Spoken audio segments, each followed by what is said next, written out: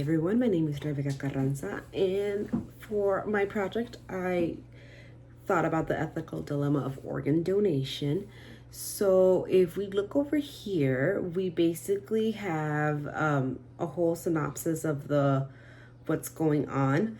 So, we are going to look at the case study of family opposition to organ donation despite first person consent.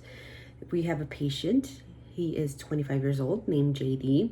Sustained a massive head trauma and neurological injury through a motorcycle accident. Is not brain dead, but after 4 weeks of the MICU and a lot of neuro consults, the prognosis is very poor.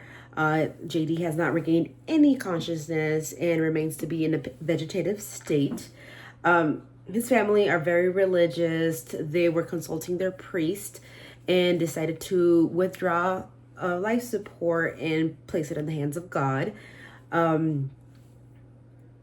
Throughout this time, the nurse manager notified the organ procurement organization or the donor network of donor potential. It has been shown that his driver's license has the little star that indicates organ donor that's stamped at the very front. None of the family members knew that he became an organ donor, and were not aware of it at that time. Even though he is not technically brain dead, they can do this through donation of cardiac death protocol. Basically, the patient, they're just gonna withdraw, wait for the heart to stop, and then that way they can go ahead and start procuring the organs. Family did not know that he was a donor, so they were waiting at 9 o'clock to be able to take patient off of the artificial support. The donor network came in and informed them that he is a donor and is going to go through some protocols for organ donation. Family refused it. They were not thinking about going all through that. Plus, they don't think that he should suffer more cuts and needles and bruises.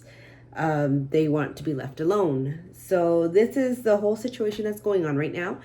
And we'll talk a little bit more of what the ethical dilemma is, which is, do we go with the patient's wishes to donate organs, or do we go with the family's wishes and completely say no to organ donation?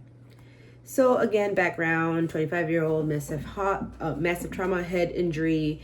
Outcome is poor. Family decided to remove from life support.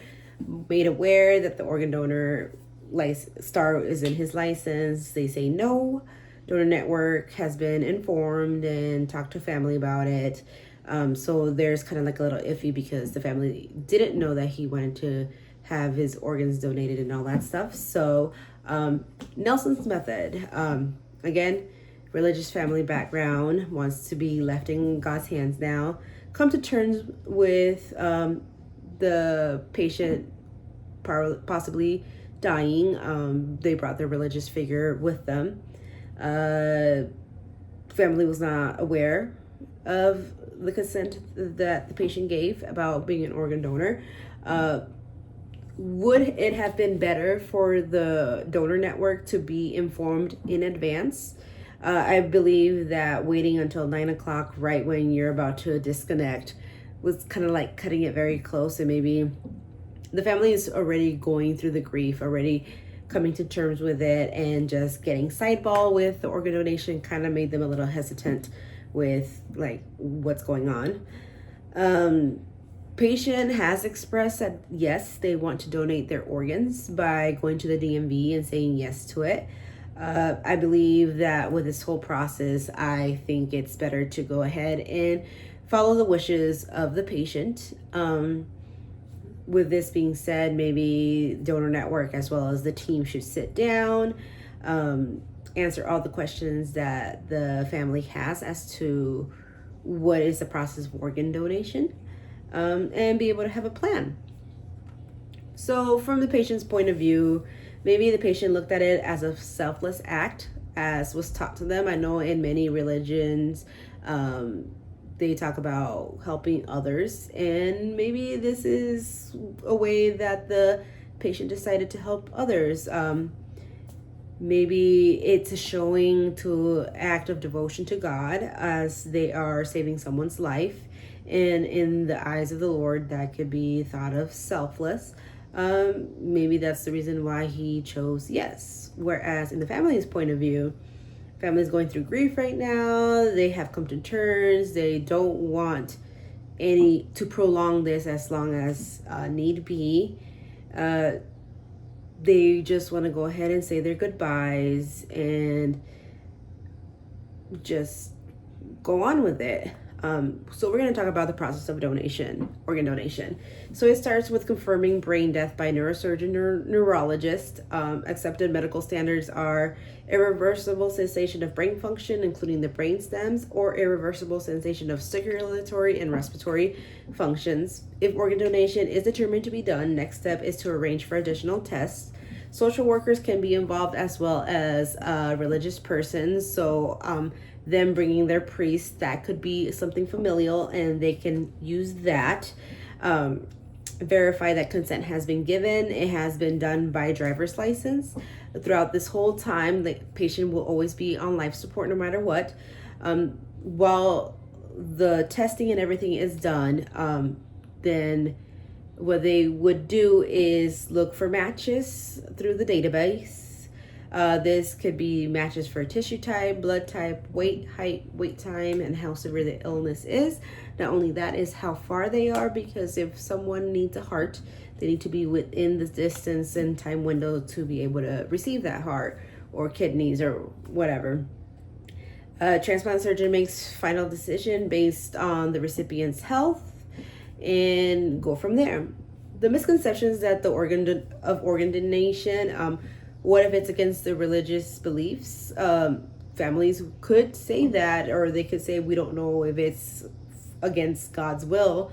In that statement, I believe that I don't know, but let me figure it out is a good way of doing things. I do know that many religions accept organ donation as a patient's choice, so we can go by that.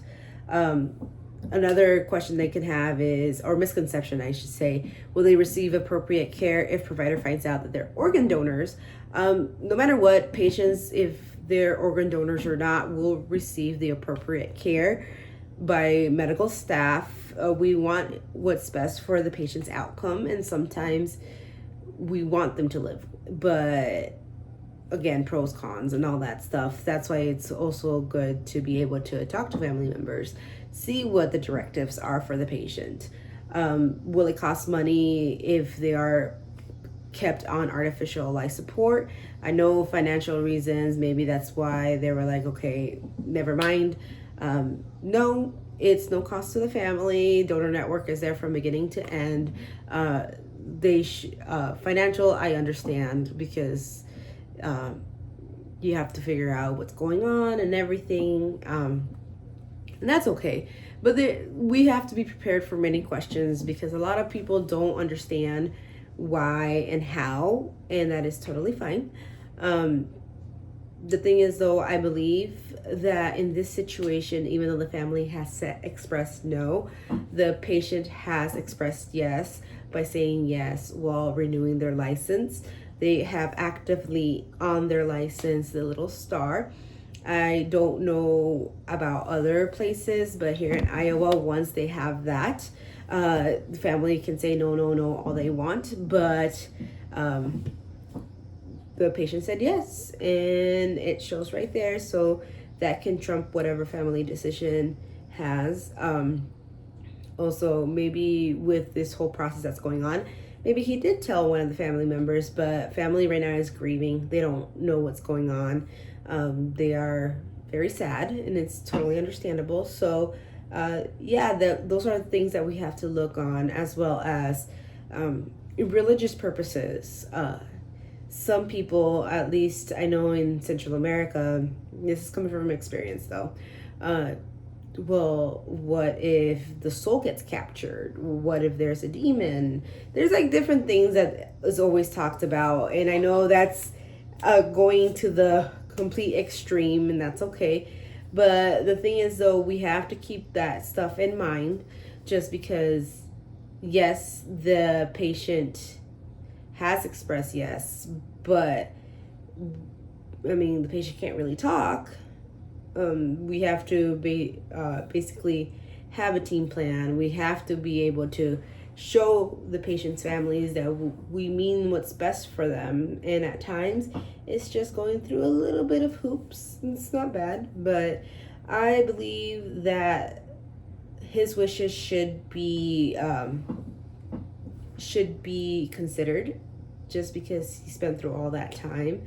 It's a very fine line. That is for sure. We also got to look at policies that the hospital has.